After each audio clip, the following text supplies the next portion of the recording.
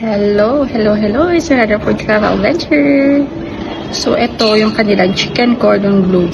Pero kakaiba siya. Tingnan nyo, meron siyang spinach. Cheese. I think may olives. So, let's try. Kakaiba ang kanilang chicken cordon bleu. Yan. Usually sa atin na may ham, cheese. Ito, tingnan nyo. Let's try.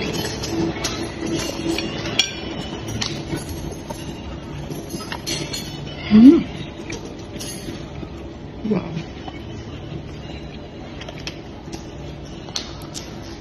Yes, spinach with cheese, olives.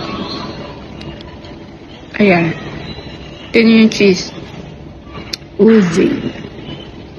Masyadong masarap. Nakaiba siya, pero masarap.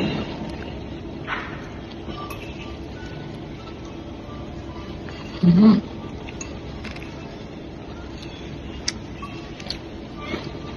9 out of 10. So until here, until next food travel adventure. Thanks for watching. Bye.